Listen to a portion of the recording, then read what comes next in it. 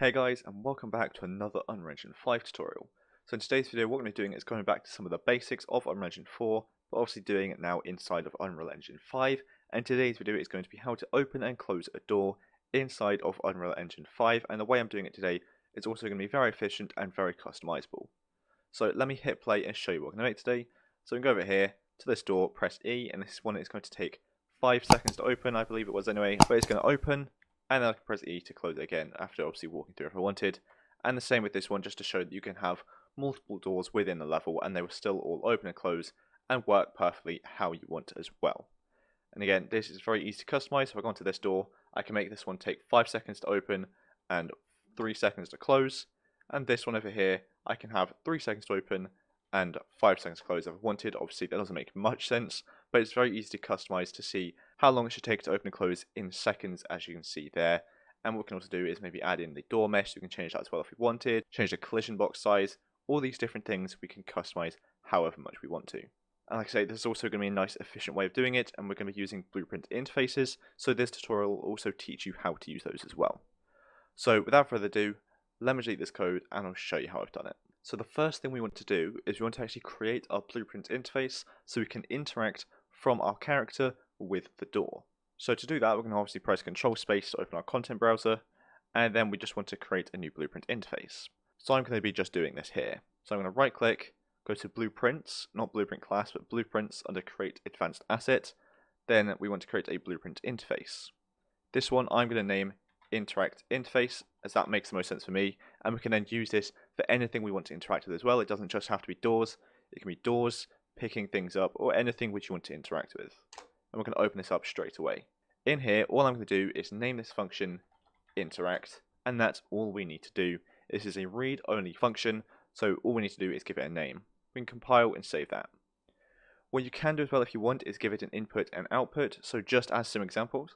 So I'm going to create them. I won't use them, but I'll create them just to give some examples.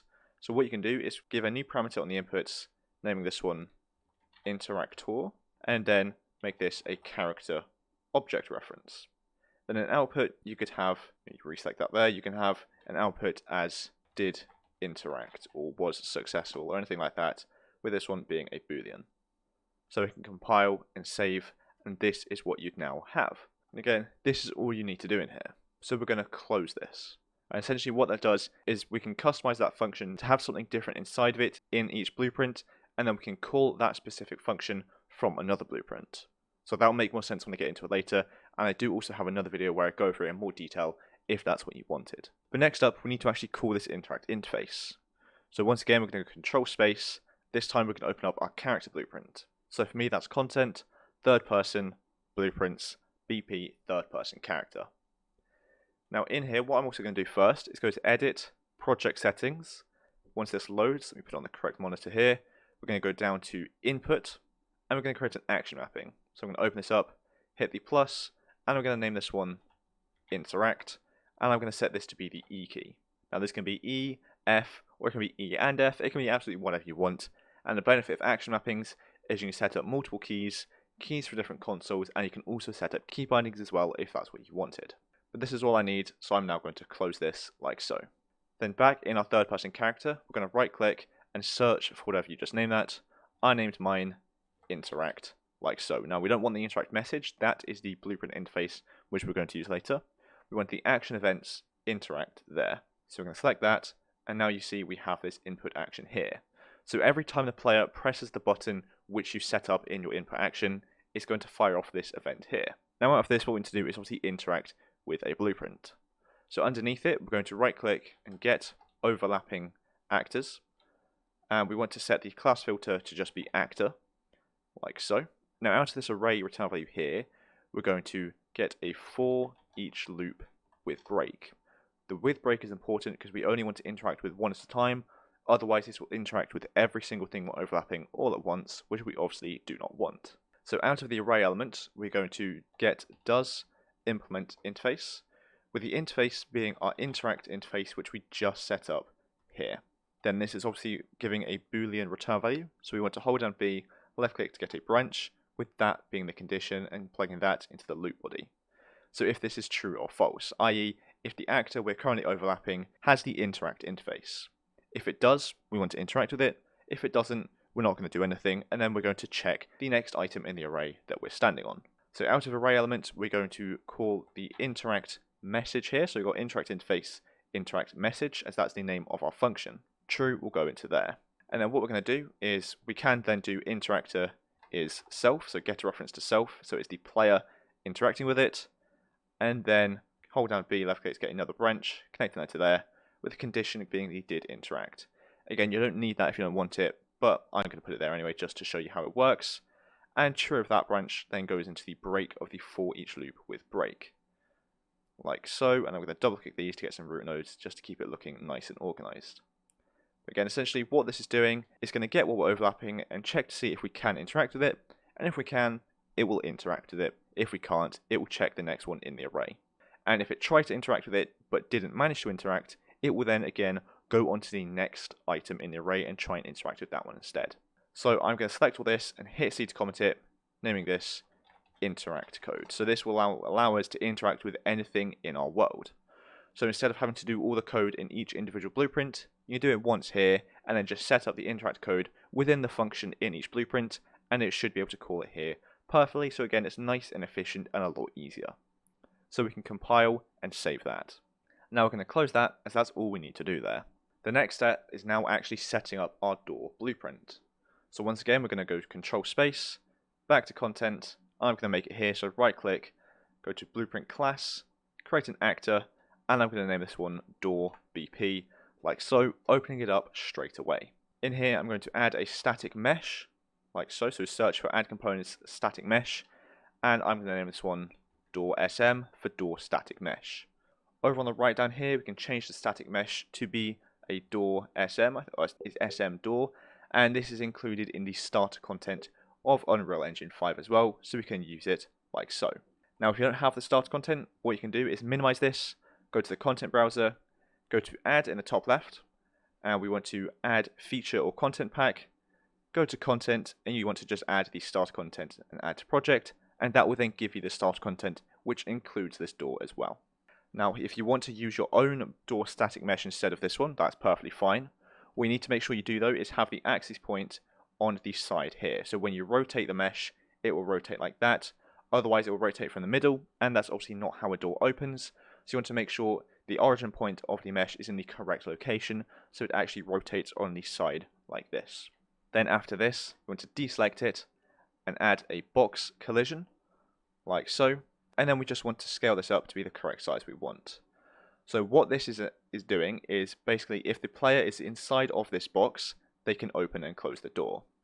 So again, this is now how the interact code in our blueprint in our player is seeing what we're overlapping. So if they're inside of this box collision, they're overlapping the door, so they can interact with it.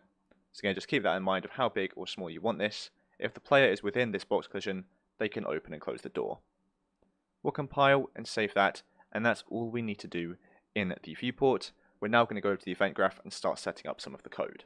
In here, we can delete all these three nodes if you don't need them, compile and save that, and we need to actually now add in our interact interface so we can interact with this door. So that would be class settings up at the top. Under interfaces, we have no interfaces, so we're going to add and search for the interact interface which we created. There you go.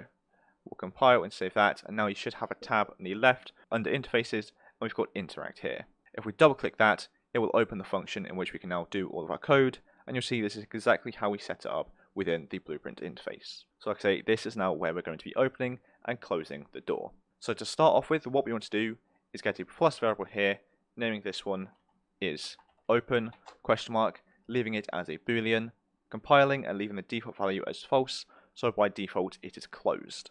Because as you can see here, it's closed by default. Now if you have it open by default, just tick this and obviously change it accordingly. So back to our function, what we're going to do is hold down control, drag this boolean in to get it, and out of this we want to get a not boolean, so not equal, but we want a not boolean here, which is essentially just going to inverse this boolean. Then hold down B, left click to get a branch, connecting all of these in together like so. So essentially, is open not, i.e. if the door is not open. So if the door is closed, it will come off of true, and if the door is open, it will come off of false. Now that might seem a bit weird, I'm doing that backwards, Only reason is because if it's open, we want it to come off with true, because that's going to be in the top of the rest of the code we're doing, so it just helps to keep it looking a bit more organized. That's the only reason why I'm doing that. Next, what I want to do is create some more variables. So I'm going to hit the plus variable down here again, naming this one time to open brackets s for seconds, so we know it's in seconds, and this is going to be a float. A float value being a number value which can also have a decimal point, so you can make this 3.5 instead of just 3 if that's what you wanted. Then we're going to create another variable, naming this time to close in seconds, also leaving that as a float as well.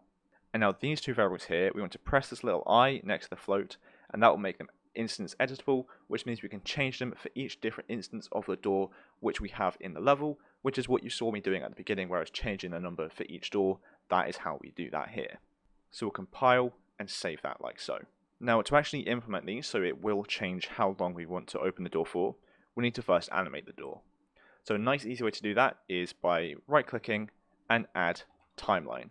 If I spelled it correctly, add timeline, although we can't actually do that here because this is inside of a function. So what we need to do is go to the event graph, and here we can do right click, add timeline like so, and I'm going to name this one open door t. Now the reason why we can't do it inside of a function is because a function can't have latent nodes, i.e.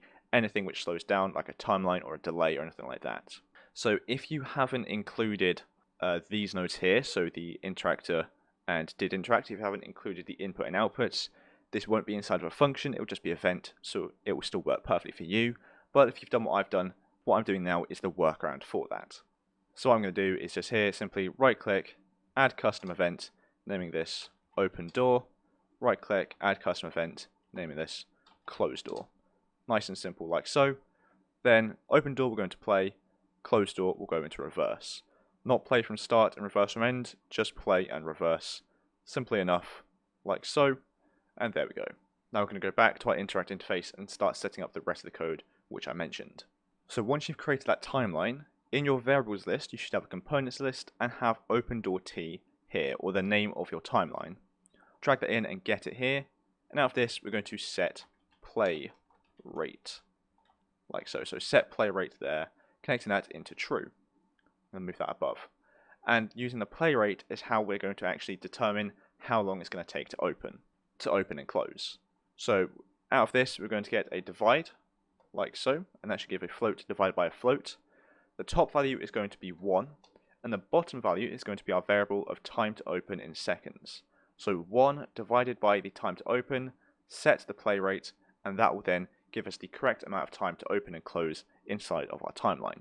And we're obviously just going to do the exact same for reversing as well, so for closing the door. So we can duplicate the set play rate, connecting that down there, and I'll just move this here, connect it in like so, move this down so it's equal, and then once again it's the same, so I can actually just duplicate these as well, connect that in there. Then what I'm going to do is just drag on time to close on top of the time to open, and it will change it like so. So we can compile and save that, and that should now work perfectly for us. After this, what I'm going to do is just after the top set play rate, I'm going to call function open door, and the bottom one I'm going to call function close door, perfectly like so. We'll compile and save that, and that's all we need to do in here now. So I'm going to then just connect those into there and tick did interact as we've now interacted with it. So compile and save again, and now we're going to go back to the event graph to finish setting up the code for animating our door. So if we double click on our timeline, we can open it up. We're going to add a track, adding a float track, and I'm going to just name this one door track. If I could spell it correctly, that would be better. The name doesn't matter too much, but it just makes sense to call it that. And the length we're going to set to 1 second. Now that is very important, because if you want this code here to work for changing the time to open and close, the length needs to be 1 second. Then inside of here, we're going to right click, add key to curve float, time of 0, value also of 0. Right click, add key, time of 1, value also of 1. So it's going from the very beginning to the very end in a nice smooth line like this. Now if you want to make this line smoother, you can do. You can right click on the curve floats and change the key interpolation to auto, like this. And then you can obviously also move these about a bit as well if you wanted to get a little bit more customized if you wanted. And you can obviously then add more keys like this I mean, that's also going to be a bit weird. It's going to open, close, open, but you get the picture. It's very easy to customize if that's what you want it to do. But I'm not going to bother doing that for this door, as I don't think I need it. But we'll compile, save, and we can close that timeline now, and then go back to the event graph here. So now you notice we've got this door track value here. Out of this, we're going to drag out of this and get a lerp being under float there. This track is going to go into the alpha, not the A, as what it's going to do is it's going to go from a value of A to a value of B via the alpha being 0 to 1, so it's going to smoothly interpolate between A and B using this value here. I do have another video going more in depth into what a lerp does if you wanted to see that. So A and B is going to be our open and closed positions, so we need to input those in now. So I'm going to go to the viewport here, and this is our closed position. So what actually is this position? Well, it's 0, because if we look at our rotation here, on the Z, it is 0, so that's the blue one here, it's 0. So we're going to create a plus variable here, naming this close position, and compile that, leaving the float value as 0. Then I want to move this into the open position. So if I select it, press E and rotate it to where I want it to be when it's open, I think there's going to be good. Now you notice for me, that is minus 110. So if I reset this back to 0 so it's closed, create another variable, calling it open position, we'll compile that and set the default value to minus 110. So now we've set up our open and closed positions. So go back to event graph, we can put those values in to our A and B. A being close, B being open. Because again, playing goes from A to B, and playing is opening, so we're going from closed to open, perfectly like so, so I hope that all makes sense. So now we've got the correct value going from the closed to open, how do we also set that to be rotating the door? Well, that's very simple. We can drag in our door static mesh here, out of this, set the relative rotation, making sure it's relative, not world. Right click in the rotation, split the structure pin, and connect the return value from the lerp into the new rotation Z, like so. And if you've changed the X or Y rotations, then make sure you input those in there as well. You probably haven't changed it, but just in case you have, put them in there too. And we're going to connect that into the update of the timeline, like so. So now that's actually going to update and open and close the door how we want. However, we also need to make sure we tell the code if the door is opened or closed. So out of finished of this timeline, so once the door has actually opened or closed, we're going to set the isOpen boolean which we created earlier, again connect that into finished there. What we're going to set this to is basically just the opposite of what it currently is, because if it's open, once this is finished, it will be closed. If it's closed, once this finishes, it will be opened. So to do that, we can just get isOpen, and then get the not boolean once again, which we got earlier, because again, that just essentially inverses the value. So we'll set it to the inverse of its own value, so if it's open, it's closed, closed, open, and so on and so forth. So we'll compile and save that, and this now should be the code all completely done and working perfectly for us. So again, nice and simple, but also very efficient and customizable for us to do. So we'll close this, drag one into the level, like so, and then we can customize it. So time to open, let's put 2 seconds, time to close, let's put 5, and we'll drag another one in as well, just to show it's working here too. This one being time to open 1, time to close 1. So let's hit play to test this out. We'll walk over to this one, we can press E to open it, it's going to take 3 seconds I believe to set it up, or 2, and we can close it as well, and you see that's taking longer as I set it up to take longer. We can go to this one, we can also open this one too, and this one is nice and quick. Now it's opening that way, I want it to open the other way, so very simply, I'm just going to rotate it around like so, perfectly like this. And I'll rotate this one around too, and then let's have a look at this, and we'll notice these are now opening the other way, perfectly like so. So I think that'll be it for this video, as we've done everything we want to do. We've set it up so we can now open and close the door inside of Unreal Engine 5 very efficiently and very customizable as well, so we can change how long it's going to take to open and close, and as you can see as well, this also works for multiple doors within the level too. So thanks so much for watching this video, I hope you enjoyed it and I hope you found it helpful, and if you did, make sure to like and subscribe down below. So thanks so much for watching, and I'll see you in the next one.